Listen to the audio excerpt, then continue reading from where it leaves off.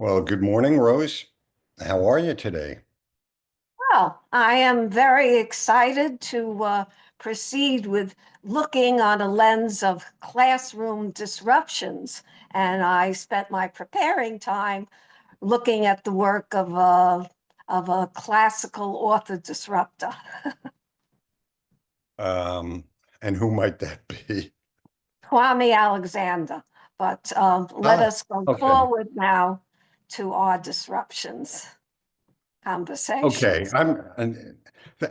So let me just say thanks for joining me again in this virtual uh, coffee discussion hour. And today, by the way, I understand is summer solstice, an auspicious occasion.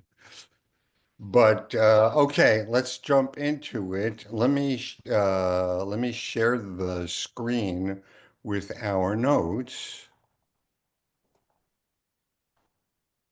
And a solstice is a turning, it's a seasonal shift. And what we're talking about is a shift, a natural shift that that by through conversations and collaborations can be orchestrated. Yeah, yeah. Well, I'm going to say up front that whatever we're talking about today, and the subtext here is fixing education. We wouldn't be talking about it, not just if we didn't think it could be fixed. We know from direct experience that things can be much, much better than what's going on in the schools right now. And that's really what these discussions are about, not just the can, but the how. And And the how that the teacher can do without a huge financial expanse and some kind of a major PD training of months or hours, etc. We're talking about actionable strategies and changes. Absolutely. Yeah, we are talking about things that you use the term shift, which I like because it's not effort. It's not a marathon. It's simply moving from one mode to another because one understands that's a better way to do it. So here we have, by the way, if you're accessing this, if you've joined us, and you're listening or watching online, thanks for joining us. And all of this will be available to you as links underneath the YouTube video. And I kind of forgot what I was going to say, Rose, but this is the crux of it for me. Give every kid something wonderful, inspiring, and intellectually nourishing every day. That's what we mean by disruption. And so, okay, so we've put ourselves up on a bit of a soapbox here. I think let's spend a few seconds on this question. What about school needs fixing and why? Okay, and yeah, that's kind of what you and I live for. So, I'm going to throw a couple of ideas out. First of all, we're not talking about well, we're not painting a picture of school as worthless. There's an awful lot of great stuff that goes on in school. It's simply that it leaves so many kids so cold. And it doesn't need to be that way. And if you fired them up, my word, would things be better. And by its own criteria, the institution of schooling is not doing well. What comes to mind, one or two things that comes to mind is the NAEP's National Nations Report Card, which, and one of the benchmarks there is how are our eighth graders doing in their reading? And the last time it was measured, I believe it was 31%, only 31% at, at the level of proficient. So by its own criteria, the institution of school is not doing well. And, the last time we met like this, a couple of weeks back, I referenced that great British education observer and advocate, Sir Ken Robinson's TED Talk video, which he titled How to Escape Education's Death Valley. And he talks about dropout rates and absenteeism. And yeah, all of that shows that we've got some work to do, and it's good work. So, what would you like to add to that before we move further into the meat of this? Well, I think that we should focus on not only work to do, because that sounds kind of, oh no, I already have an overwhelming agenda of things I have to do as a classroom teacher, as administrator, but also projects, things to create, work to create, things to create, opportunities, opportunities. I think using it instead of things to do, but opportunities. There are tremendous opportunities available within what we call school now. Opportunities to, like we click on here to a site or we click on to a platform, we can click them. And then a surprise, just like on a site, the site opens and there you have the video, etc. A wonderful opportunity opens. And I would just say before we go forward, look to the students. I've spent my life knowing that if given an opportunity, and not pushed through, but allowed to experience it, wonderful, unanticipated, joyous, wonderful things can happen. So if we look at the fact that the test shows this low percentage reading, think what can happen if we can click onto that opportunity to open it up and see what can happen. So I I like the just metaphor. want to put an option, opportunity. I like the metaphor, Rose. So I forgot to mention before, who are we to have these opinions? So I'm Professor Mark Gura, and currently teaching graduate education. I've taught at Truro and Mercy and LIU and Fordham. And before that, before I retired, I worked for the New York City Department of Education. I did a few things like heading up the STEM citywide. And before that, I did a lot of professional development and curriculum development from the Central District. And before that, I was in the classroom for 2 decades. And you, Rose, the 22-second version. Okay, 22-second version. I'm opinionated. I was born opinionated, but I've now had many experiences which at least give weight to my opinion or arguments. I'm a teacher, all different grade levels. I've been a staff developer. I've been a workshopper. I've been a coach in a classroom working with teachers. I've been a soloist teacher, designing my own projects and publishing them in books and publications, and going out and doing podcasts and films, etc., on my methods. But going back to it, I've also been a trainer of student leaders, pushing them forward and then stepping back and seeing them become leaders on their own. And now I'm working, I was a soloist teacher, getting awards and writing publications, etc., and training in my methods. And the last 2 decades, I've been a collaborating coach, working with a team and seeing the wonderful things that conversations like this and collaboration can bring forward change and joy. So that's who I am. And hopefully, this conversation, those of our audience will gather together and they'll have further conversations, collaborations, and create change and joy. That might have been 23 seconds, but okay, we got it. I started teaching, it's painful to say, in 1974. So between the two of us, there's over a century of direct experience here. Let me move these notes forward. So, one of the things I keep goosing my students with, my graduate ed students, is really nowadays, if you're going to be a teacher who's in the know, you need to be reaching for educational social media. You and I are both members of numerous, just for instance, Facebook education groups.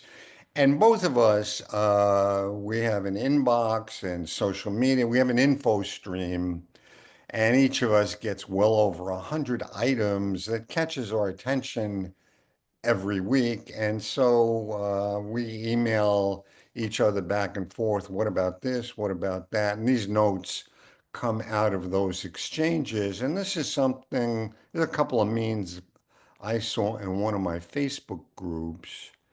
And this really spoke to me. And I've heard this saying before. Imagine if schools actually helped kids identify their strengths by exploring their talents and nurturing their skills for 12 years, instead of making everyone follow the same routine, leaving them lost after graduation and prepared for nothing but entering the rat race. This may have been from Sir Ken as well, I'm not sure. But anyhow, yes, yes, yeah, I love what this says. It really kind of encapsulates a lot of what I believe and you believe. And one clarifier here. At one point, I was an art teacher, and I want to make it clear that when we talk about strengths and talents, we're not talking about what kids discover in art or music class. We're talking about what sparks their curiosity, their passion, their creative responses across the curriculum. And yes, that's absolutely, it's not only possible, it's necessary in math, science, social studies, and the like. And what do you think, Dr. Rose? I'm sure you agree. Okay.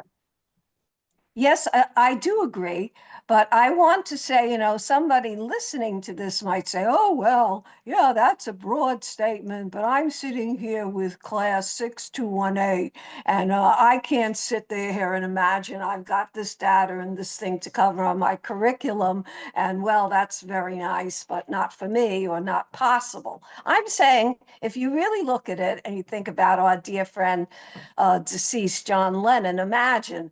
You don't have to imagine. You're not going to have to go out of your classroom or defy the administration or anything like that. You give a project and you put options, not only one kind of a written report or a written calculation or an explanation or a science project with a hypothesis and with the action and the results, etc. But you say, well, and as an option, you might want to do this as a graphic. You might want to have illustrations. And if you can't draw, you might want to download images. You might want to present this as a PowerPoint. You might want to do a soapbox speech about this issue in the book where you feel. You might want to write a journal. You might want to do a poem. You might want to do a rap. And if you have any other way you want to present this that's not here, you can talk to me. And if I okay it, if it follows through, then you can do it. That's imagine. That's talents.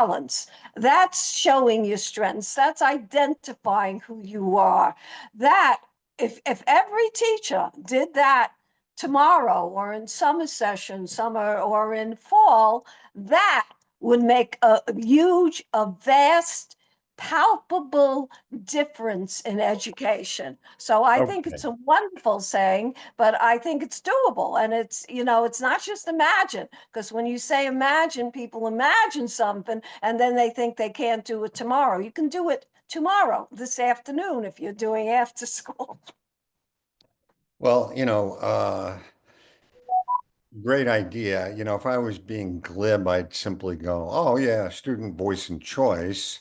Absolutely, student voice and choice. But really, you're saying something deeper than that. What you're saying is teachers should give students the opportunity not just to learn from the class they're teaching, but for them to make the class their own within the parameters of learning what they're supposed to learn, but give them the opportunity to learn it their way. Good point. Making connections, constructing meaning. That's the same idea. For themselves and their peers. So here's another one that really grabbed me this week. And okay, let me just read this. A generation of kids growing up without reading books isn't just a generation that reads less, it's a generation slowly losing the muscle for empathy. Because books aren't just stories, they're training grounds for imagination, for slipping into someone else's life, someone else's grief, joy, fear, or mess. They teach you to sit with feelings that aren't yours. Without that, how do you learn to care about people who aren't like you? How do you build a world where you pause before judging, listen before reacting, understand before dismissing? And you and I have had this ongoing discussion. You make this point in particular that unfortunately, when whoever wrote this is referring to kids growing up without books, it's not that they're growing up without things to read. It's just instead of being fed books now, they're being fed segments, chapters, excerpts, passages. And to that, I would say, so, what are we doing here? Novels, and even sometimes nonfiction books are works of art. That's as good as the human experience gets. So it's kind of as if we present kids with a little snippet of a Van Gogh painting, a few seconds of a Chopin piano sonata, you know, a half a minute of a great ballet. What are we doing here? And so I would ask you not just what are we doing, why are they doing it, Rose? Why is this happening? All right. So I think that we should focus not so much on the why, which I'll briefly explain, but on the what and how, even given that why. The why is that they have scripted curricula, which you know is another issue of mine. And the problem is they've had that since the beginning of teacher time. I'm sure there was a textbook and a plan for the teacher to do. But the problem is that now, thanks to technology, they have scripted curricula with, oh, and tomorrow is June 23 or June 24 or February 1, and you should be doing this lesson because February 2, you're giving an assessment, and the assessment is going to check that you taught this lesson and how well the kids did. So hence the excerpts, because if you do a large curriculum, you don't want to spend on one book. You want to show supposedly that you've given the kid a menu, a tasting appetizer of 16 different things, except for the fact that a book is a beginning, middle, and end. It's a person's narrative, even if it's an informational. It's a person's body of work to be presented, and you can't take the eye and look at only the eye, like the poem about the elephant. They looked at the elephant's leg and its tail and its trunk, and they still know what an elephant is. And if you do the excerpts, it's like that elephant. So I Great would say, analogy. let me focus on the how. You take a book of any length or a poem, because poems are usually shorter, although they're lengthy poems, and you read into the poem. You go out from the student and you read into the poem. What's happening here? Who are the characters? Why do they feel this way? Why do they say this? And then you read out. How does this connect to my life? Have I said things like this to other people? Have other people spoken this way to me? Have I felt this way? Have I experienced this? How would I react? So you read in and then you read out. So when we have the excerpts, we're just reading into a part of the elephant. We're reading into my fingernail, which is hardly me. We're not reading into the entirety. Our universe is an experience in entirety. You and I are speaking now, but there's more than this speech. There's the prep, there's the interaction of two mentalities.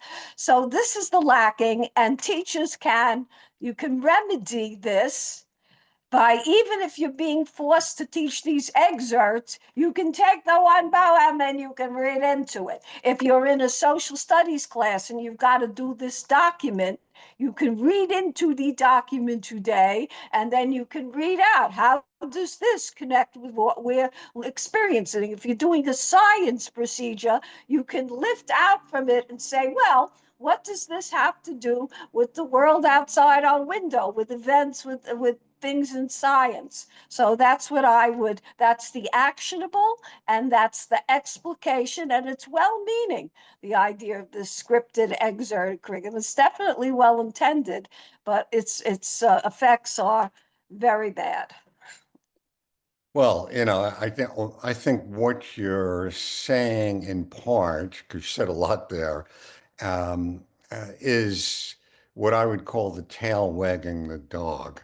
So the tail is the assessment, and instead of the assessment supporting learning from the instruction, it's kind of controlling the instruction.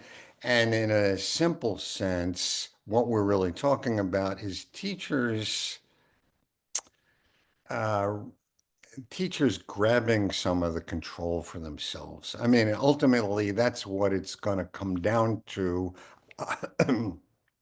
I'm convinced of this. Fixing education is going to be a revolution from the bottom up. It's going to be informed, caring teachers putting their feet down and saying, okay, you mandate what you have to mandate. I'm going to figure out some way to provide high quality education anyhow. Here's an article you sent me.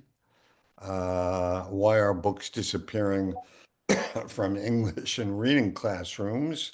And and I think you pretty much just explained it. But I will also add that I don't think the public is aware of this. I think they're walking around thinking, oh, kids are reading books, as in full books, just like I did when I was in school.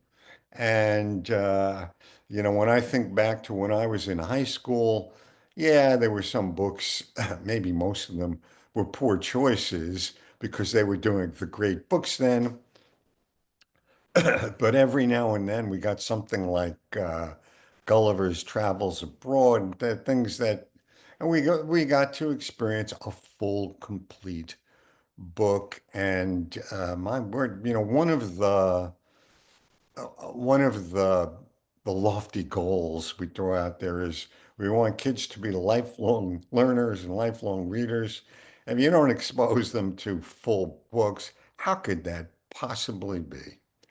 Anything you'd like to add before we move on to the next item? They have got to experience two things.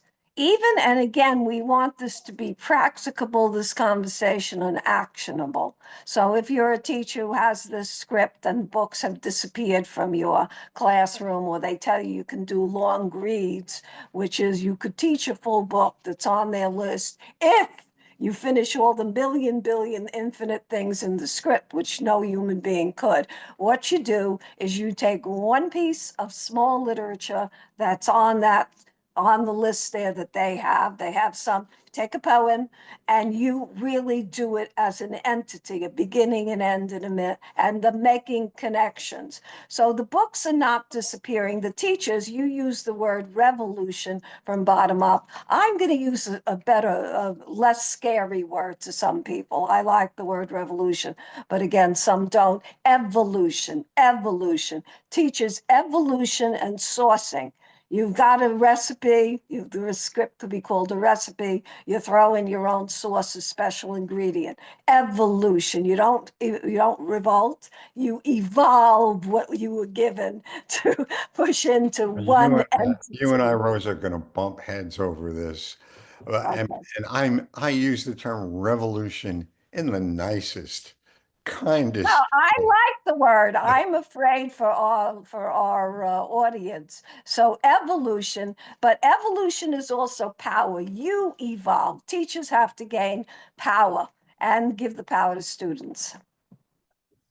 Ah, Yeah, okay. And part of giving the power to students requires firing up their imagination, kind of, I would call it goosing their spirit, inspiring them, showing them that the things we do in the classroom can be wonderful. The kind of, you know, and years ago, I wrote a book for ISTE, International Society for Technology and Education, about robotics in the classroom. And in the opening passage, I described how I would visit middle schools around New York City, and in so many classrooms, what the teacher was struggling to do was to keep the kids engaged.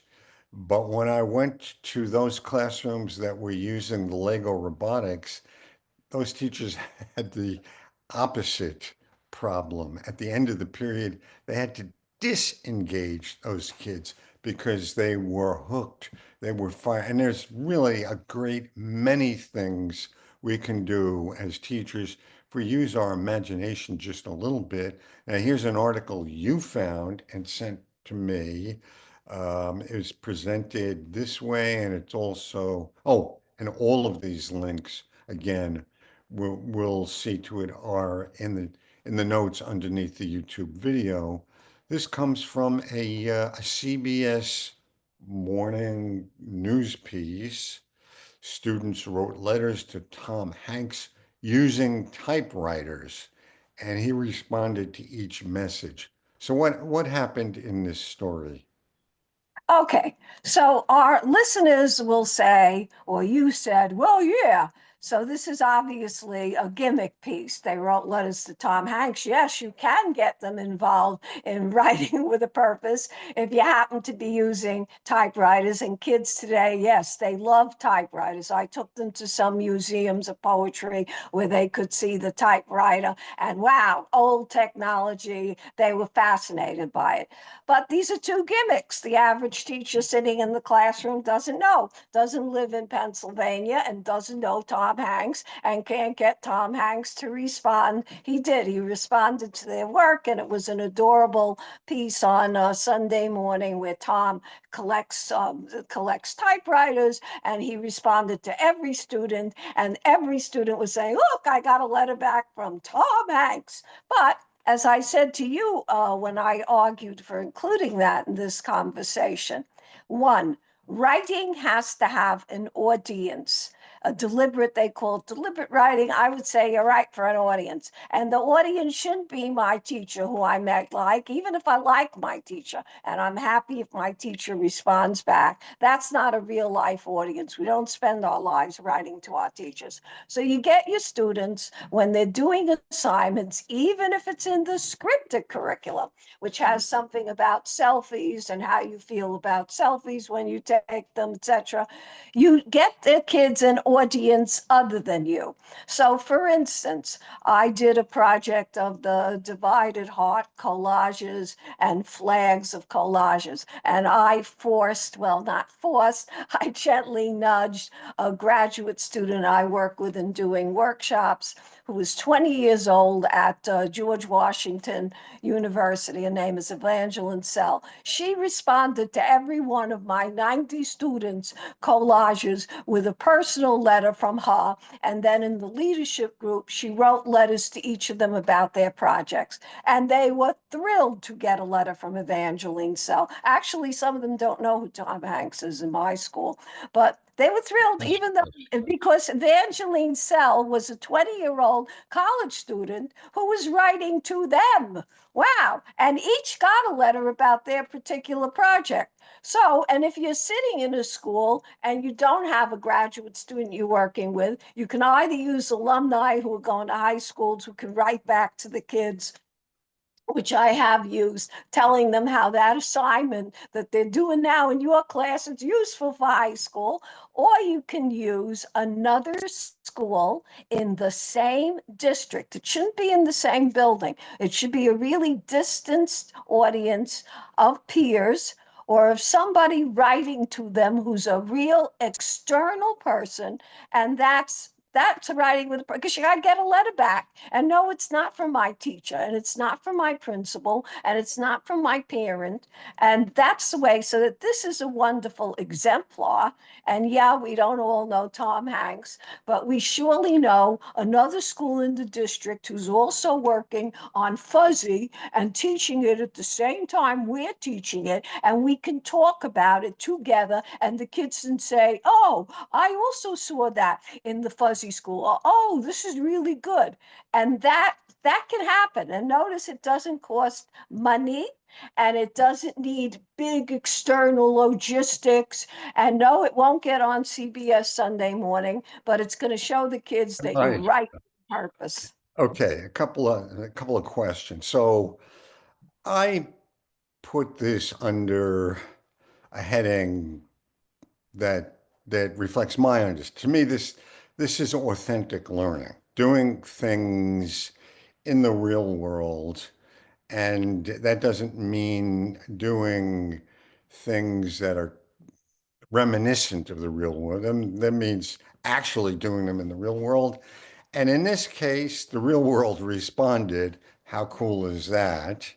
And that's always a shot in the arm for a learning activity. It always gets kids hooked and engaged, and particularly if you, in this particular instance, it could be a zillion different things, but if you're uh, having them write to someone who they like or who they hold as important or who they'd like to hear back from, that's going to It make could also good. just be an older peer in And the what about same what about community. this They term? don't need celebrities. No, they don't need celebrities. It could be anyone. It could be someone who's important in the community or someone they care about.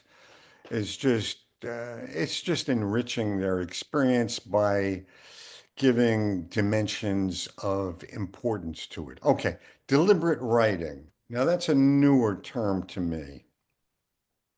So is this become a thing or is this just something that this reporter came Okay, up so with? as you and I know from years in the field, there are different terms. There's writing with a purpose. Deliberate writing would be intentional writing. So the students, in using the typewriter, knew that they were deliberately going to write about the use of the typewriter to Tom Hanks. So you set a deliberate purpose. And there should always be a deliberate purpose. Not only I'm writing to learn how to write an informational, functional letter to show that I can write a functional complaint letter. It should be I'm writing a functional complaint letter to vitamin water to say that their ingredients are fake. It should have a deliberate intention. That's what it's about. Good. Yeah. Okay. So I'd like to shift because we've been really talking a lot about curriculum, the kinds of curriculum that foster the shift. We're talking about the evolution, revolution that we know is coming and needs to happen. But let's also talk about teachers because you and I both have great concerns about teachers. And I'm not talking about the quality of the teacher. I'm talking about how we, meaning the institution of school, are growing teachers, are developing them. Because often that's not the focus. It's like, okay, Miss Jones, you want a job, you got the degree, you got the certificate, you're hired.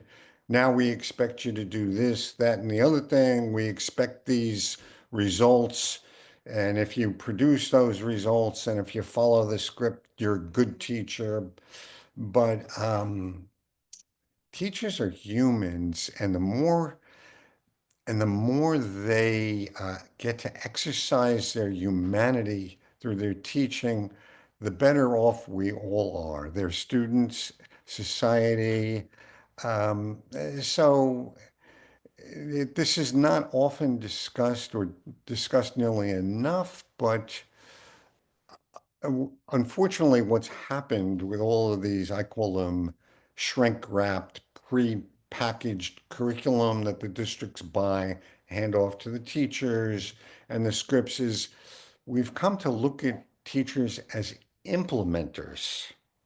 And to me, that might be functionally okay, but it's not great. I prefer to look at each teacher as potentially an alchemist who can take that script and expand it and, you know, and maybe take that lead and turn it to gold and to give the kids that he or she has a wonderful experience. And before I ask you to comment, I'm just going to point out that what you're looking at here is a screenshot of a YouTube video from my channel, which is Professor Gura's class. And the way I do that is I invite luminaries like Dr. Rose into I teach online via Zoom. And rather just talk to them or with them, these are graduate education students, I like to expose them to experienced, successful educators. And I think this really enriches the class. And so there's one colleague I have. I've actually never met her face to face, although I've worked with her online many times in many ways. Her name is Clemencia Acevedo. She's an in-service teacher in Upper Manhattan. And what came out, this is a little bit of a plug. I'm going to suggest all of you find the link to and give this video a listen. But what came out of this is that Clemencia has the typical experience of a teacher in New York City. She's isolated in the sense that she's in her classroom with her kids all day. She gets PD on rare occasions. Mostly she's on her own, and yeah, she's probably got the script and the curriculum series to work from. But in a sense, she's become very dynamic and very successful because she has decided to self-professional develop and self-inspire. And these are wonderful times to be living in and teaching in Rose because everything you need to self-develop and self-inspire is available, most of it free, if that's the way you need it, online if you go and look for it. And yeah, so maybe you'd like to comment on your take about the state of teaching and teachers and throw in a few extras here. Okay, so I love this title, which I'm sure you and Clemencia worked on together. Self-inspired, self-developed. I'm a believer because my mother raised me that way, that you take something that seems to be a negative, like a scripted teacher or the isolated teachers you describe, wonderful Clemencia, who's becoming a light and a beacon to other teachers. I I think that you take a negative, a scripted, an isolation negative that many of us find in our schools, except for the community of friends and colleagues we have there, and you twist it to an opportunity. self-development, self-inspiration. You come into teaching just like the writing has a mission, a teacher has a mission. You know that there are certain values. I think most of us who came into teaching, even now, we don't want to become a teacher so that I can meet my data and my aggregated data will show that the students are achieving. No, you come into teaching, I want to teach a specific project. I want to teach a skill. I want to make students happy. I want to take the negatives in my own education and correct them so that students go into a class and they're happy and they're seen for who they are and they can develop their talents. And I'm going to open up vistas to them. And in terms of what you just said about clemencia, of course, you know that I'm the person of free.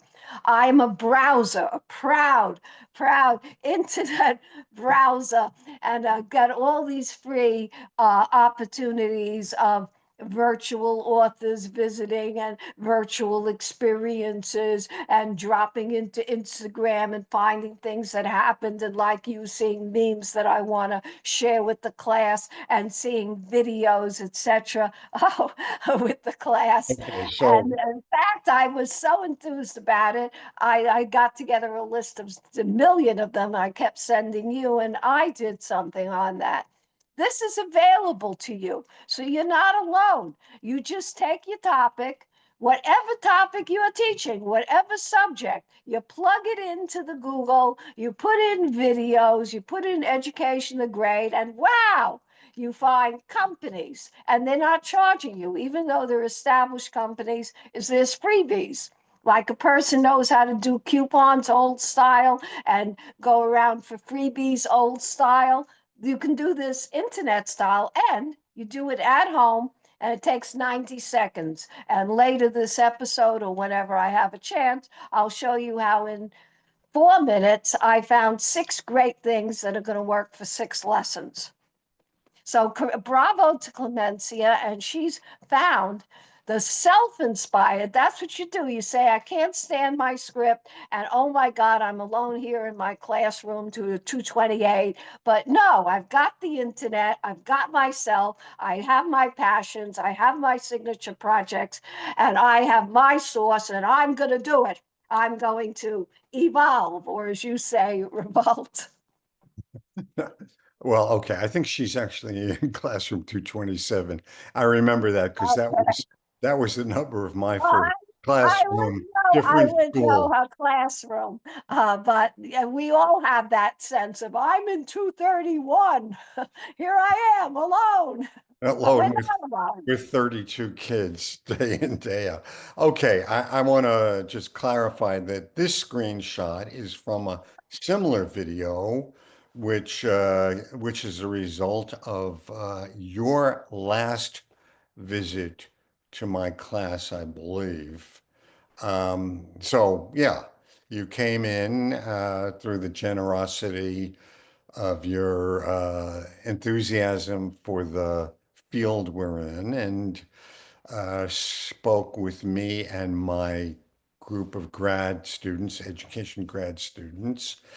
And we focused on this because oftentimes when we're talking about revolutionizing, evolving one's classroom, what comes to mind to teachers is, oh my God, that's going to be a lot of work.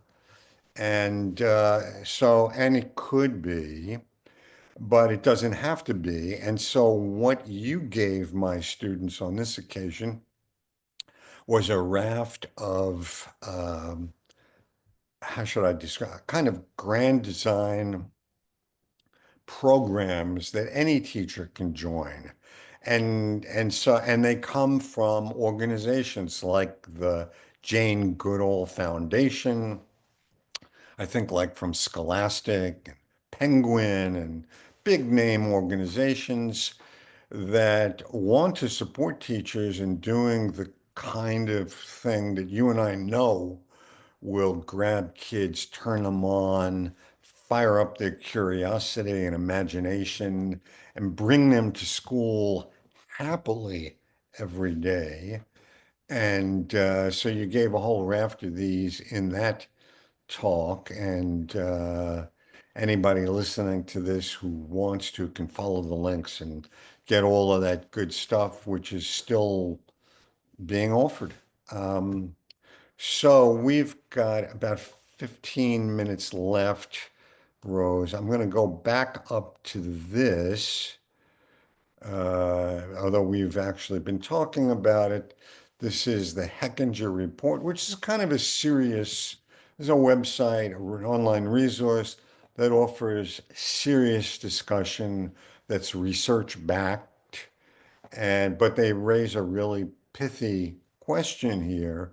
Should teachers customize their lessons or just stick to the script? I think clearly we we've shown our cards that and maybe the script wouldn't be so terrible if people looked at it as a starting point, not the finish line. Maybe that's a good way to look at it. And at some other date, some other discussion down the road, we're clearly we're going to be doing these every few weeks. I want to get into, because I know a lot of listeners are waving red flags like, how do I get permission to do this? How do I do this without losing my job or getting wrapped on the knuckles or whatever the fear is? And this is all understandable, uh, easy for me to talk now. I've been away from the cloud, but I remember what it was like to be under the thumb of a supervisor and looking over my shoulders and all of that stuff. So, yeah, there are, you can be a revolutionary without risking having your head guillotine. Go ahead, Rose. Okay, so I just want to say as a preview of an upcoming discussion that we will discuss ways to easily and safely, notice I say safely, meaning that you can get by the administrators and get their permission, safely source the script. Source, SAUCE, just like a chef has a secret sauce to the recipe ingredients that they all do, a secret sauce. You can source it, and that will be making teaching self-inspired and self-inspiring too. So that will be for a future episode. Yeah, I love that metaphor too. Okay, so, and by the way, I just have to throw this in because it's who I am. Uh, there's an acute shortage of teachers, and there has been for some time. And so I don't think those who are at the human resources, I love the human resources department of the districts, have all that much motivation to get rid of teachers. I think worst case scenario, maybe they'd like to do a little course correction, but again, we will discuss ways to show that what you want to do, sourcing stuff is good. Okay, I'll leave it at that for today. And I think the last thing we really have time for is one of your pieces, Rose. So now I'm going to set this up. You often send me these as email attachments. So what you love books written and published for young people. And you review these, you know, we have this term now, foodie, someone who loves to go to restaurants and eat wonderful food. And you're a bookie in that sense. You are addicted to books and you're addicted to books for young people and you know the good ones and the bad ones. And best of all, you know what to do with them as a teacher other than just, I mean, just reading the book with the kids and talking about it would be enough. But you spin these wonderful, sometimes short, sometimes extended learning units or activities from books that really resonate for you. So this is just one example, and I certainly didn't know this book. It's an interesting thing, and this is not a new book, by the way. This is almost 25 years old. Apple 23, 20, 23 okay. years old. Apple Pie, 4th of July. What's this all about? Okay, And what so, resonated so strongly for you? okay, what resonated, and again, this book would probably be used by a teacher of pre-K through grade 3. And, teachers looking at it going to say, well, I'm a science teacher, I'm teaching calculus, and I don't even have interested in books. But I'm just going to give you a quick reason why it resonates and the approaches, which are not just literacy.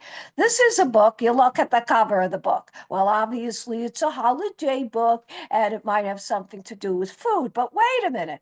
As I said to the children, I did a read aloud for this book, and read alouds now and choral readings teachers, even in middle and high school, social studies teachers are now being told to have students read aloud documents, which I find interesting because I was always trained that way by my mother to read aloud.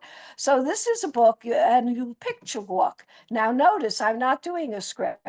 I'm turning to the audience and I'm saying to the audience of children, but adults too. Well, what's unusual? What strikes you as not quite matching up here? 4th of July, we have the title, Apple Pie, 4th of July, and we have this character who's portrayed. Who is the character? Oh, it's a girl. And well, what is the girl going to have? It says apple pie, but what is the illustration? Oh, it's Chinese food. So wait a minute, apple pie, 4th of July. What questions does this raise? Well, gee, 4th of July, you don't usually, do you eat Chinese food? Is it okay to eat Chinese food? Then you go into experience, going to the student, not going to a script, going to the student, reading in, and here it's looking in, so it's multisensory. So you don't even have to know the words. You could be a new student from the Dominican Republic or Venezuela or Uzbek, and you could be looking at the picture and it doesn't sort of match. And well, if it's 4th of July, what is 4th of July? Might be America's birthday, and gee, that's red, white, and blue. So how come this is these colors? And this girl, well, she doesn't look, is she American? Well, she could be, but maybe she, and you go into the questions, and then we read the story aloud with stopping each time so that the kids read into it, what I mentioned, and you can read into a document, and you can also read into a procedure, by the way, for a science lesson. Why do I have to do this step first? Oh, what would happen if I did this? Da, da, da. Read into it and then read out. Well, in this, the little girl is an American. She's an Asian American, and her parents own a Chinese store, and it's not closed on 4th of July as most stores are. And the little girl is saying to her family, this is ridiculous. We're not going to have any customers anyway. Why don't we just close and we can celebrate 4th of July? And the parents say, no, no, no, we're going to have customers. You're going to see. So at first there are no customers, and they just come in for ice chips, or it's a bodega kind of store. It sells things other than Chinese food. But by 5 or 8, people start coming in, and they're Americans. They start coming in for Chinese food. And at the end of the day, it gets very busy. And then the little girl and her family go up to the roof of their store, and they actually eat apple pie and watch the fireworks. So I say to the kids, why do you think this author wrote this story at the end? What do you think? And the kids say, I don't know. And then the kids said, look at the name, Janet Wong. Well, maybe she also ate Chinese food because she was a Chinese American or something. So then I found a little clip where Janet gets on the clip, and Janet tells us that in 1996, author Janet. She called her family on July 4th, and they own a Chinese American mark, a Chinese American store in Oregon, where they're one of the few Chinese American families, and they're open on 4th of July. And she said to her father, "That's ridiculous. You won't get any people because it's a rural town of mostly Caucasians. Nobody's going to come for Chinese food." And he said, "We're very busy. I have to hang up." And so she thought after that, the adult Janet said, "Oh, let me write a picture book about this." And her picture book has lasted for 23 years. So here's an Okay. example, quick one, of reading in to read out about our society, about ideas of what's 4th of July, who's an American, and on all kinds of levels. So there's an awful lot to absorb there, but what I'm hearing is the book on its own, because of this highly relevant, somewhat, I don't know what the term I'm looking for is, out of the box, But it's provocative, not out of the box because provocative. Yeah, the theme of American culture of Law Day is e pluribus unum, out of the many, one, out yes, of the many groups in America, one celebration. but we have to come to see that and discover it. And so, I mean, this is for kids, this is provocative. You know, do you keep your Chinese restaurant? Do you serve Chinese food on the 4th of July? And of course, why not?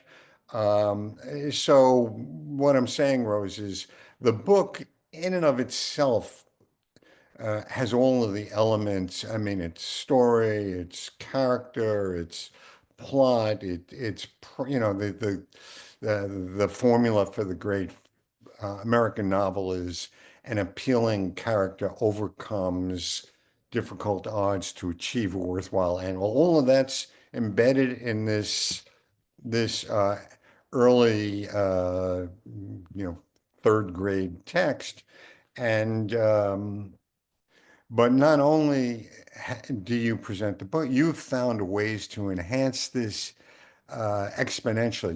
You've went online, and I gather this is something you often do, almost always do.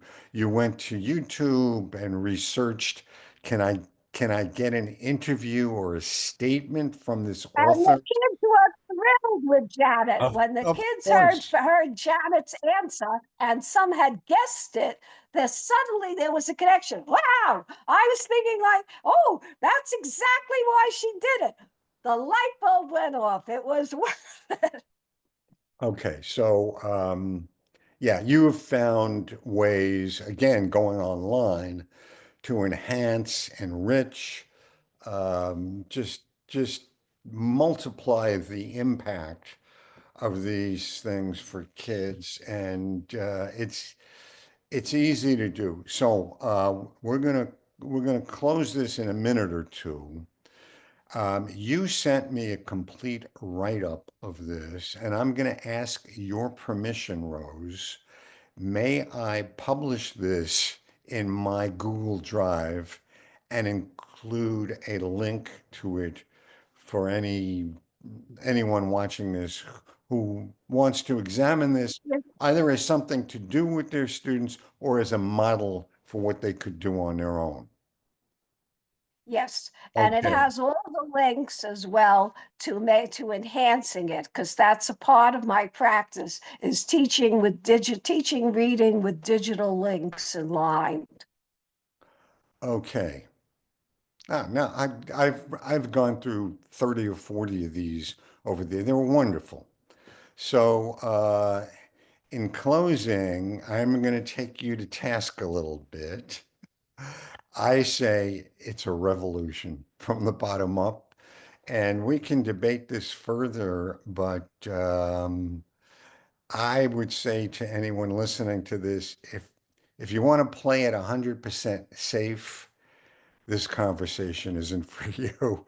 We're going to at least dip our toe into the pool of doing things that really need to be done to save our what goes on, save our education. And I'm going to assume, Rose, you're okay with that. Hmm? You're going to have the last word or the last nod. Okay, having said that, we are 59 minutes in. I'm going to stop the recording and you and I will meet back here in a couple of weeks, okay? Okay, thank you.